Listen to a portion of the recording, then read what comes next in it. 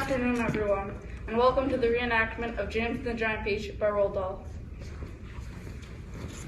Did you know that Roald Dahl, most of his stories are based off people he met? He also has created over 250 new words. Over to you. This is the Roald Dahl Dictionary. It has normal words and the 250 words that he invented. I will show you two of them. One of them is fibble. If a giant fibbles, he tells a lie. And the other word is fizzwiggler. A fizzwiggler is someone who is mean and cruel. The BFG thinks that Mrs. Clonkers is a real fizzwiggler because she is mean and cruel to the children in the orphanage. Roald Dahl was a spy in World War II before he became a writer. Roald Dahl wrote all of his stories in a shed at the bottom of his garden. And he was a giant just like the BFG and a Giant Peach. And without further ado, let us present James and the Giant Peach.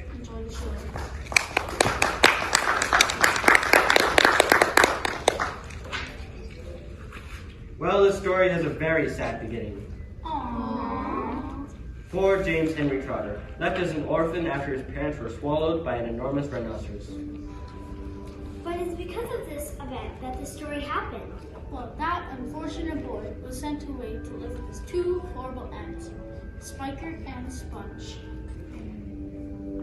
Both of them horrible people who didn't treat James very well at all.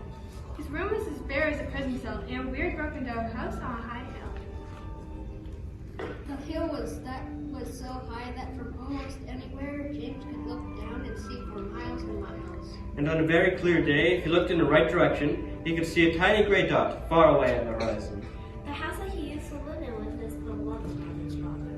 Now it all started on a blazing hot day, when James and his rotten aunts were in the garden. I look and smell, Sponge declared. As lovely as a rose.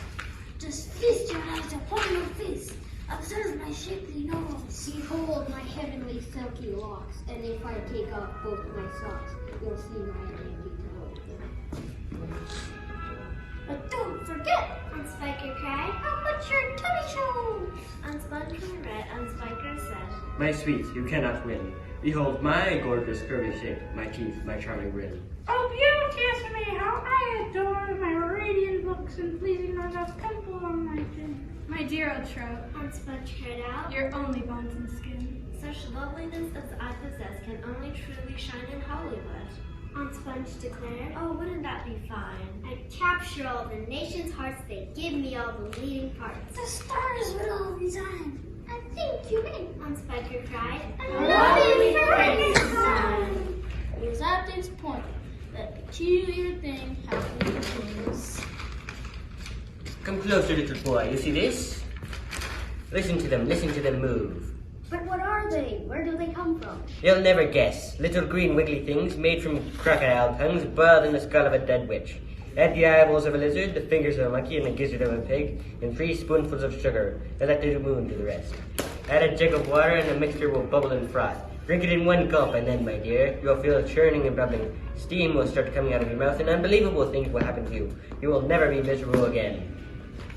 The strange old man warned James to keep a tight hold of the green wiggly things because if he let them escape, they would work their magic on the first thing they meet, be it bug, insect, or tree.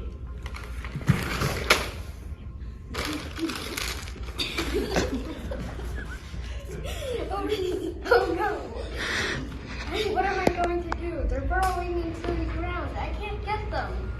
There's nothing down there except the roots of an old peach tree, a lot of centipedes, earthworms, and other insects. But what James didn't know was that the music was the magic. Sponge, come here at once and look at this. At what? A peach right up there on the highest branch. Can't you see it? You're teasing me, Spiker. You're making my mouth water on purpose. Why, that tree's never had a blossom on it, let alone a peach. Well, there's one on it now, Sponge. Look for yourself. Very funny. Ha ha ha. Good gracious me, there really is a peach up there. Stop, hold everything. Look, Sponge, look. What's the matter with you? It's growing, the peach is getting bigger and bigger. That's ridiculous. Good grief. It is. I can see it bulging and swelling before my eyes, but the branch isn't breaking. We'll make a lot of money out of this sponge. You wait and see. Meanwhile, James is still out in the dark. He knows something magical is going to happen. It is dark out here tonight. I don't hear a sound.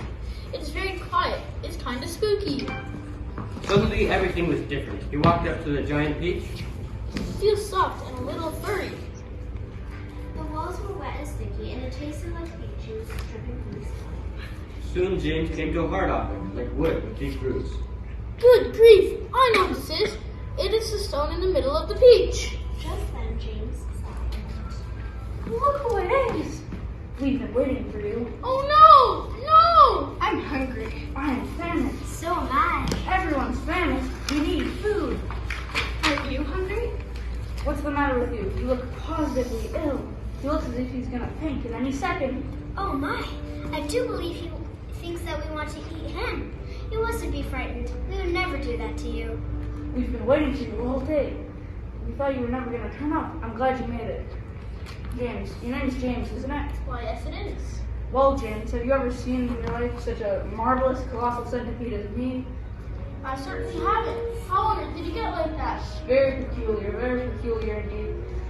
I was in the garden under the old peach tree when suddenly a little wiggly green thing came past my nose. I know what that was. Do you? Well, we all ate those wiggly green things, and we grew and grew, and now we are enormous. Suddenly, the stem of the peach broke and they're on their way, rolling down the hill. Just then, Aunt Spiker and Aunt Sponge heard a crash.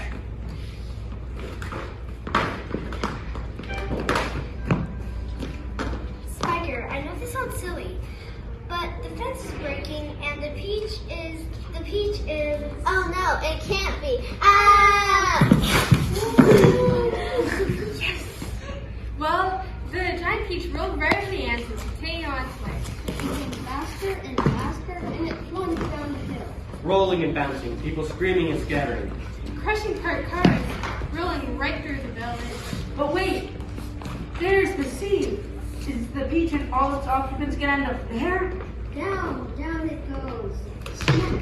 What a colossal splash! Oh my! It sank like a stone. Wait, I think I see something coming over there. Yes. Pardon me, but am I wrong thinking that we seem to be bobbing up and down? Bobbing up and down. What on earth are you doing? We're in the middle of the sea.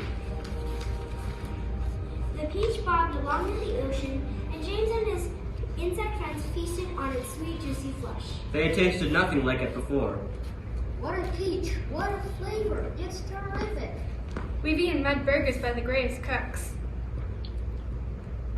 Scrambled dregs and stink bug eggs. Pails of snails and lizard tails, and a rather smelly jelly. But there's no doubt I'd go without a million plates of each. For one small mite, one tiny bite. Of this fantastic peach. Just then, a friend saw something in the water. Sharks! What will we do? I think I have an idea. James saw some seagulls and looped a string that Spider made around their necks and around the peach stem. It wasn't long before the peach was lifted from the water and pulled high into the sky. The group of travelers sailed on, and James told them the story of his two nasty ants.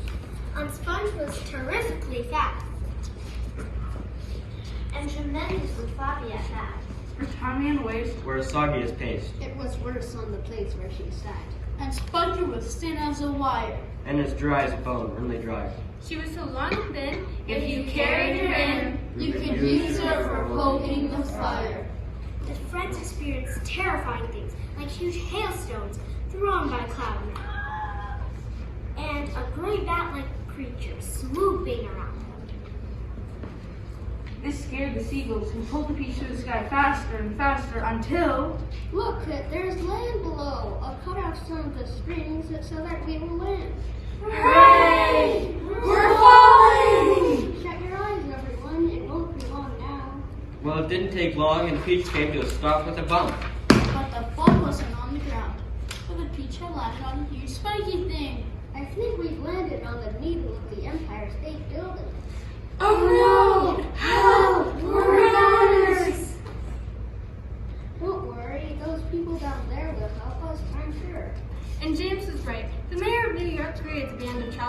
They all hailed heroes.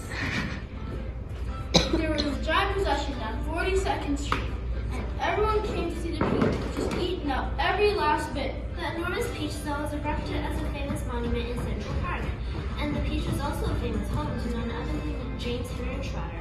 And when you knocked on the door, he would be happy to tell you the story of his friends And the giant peach.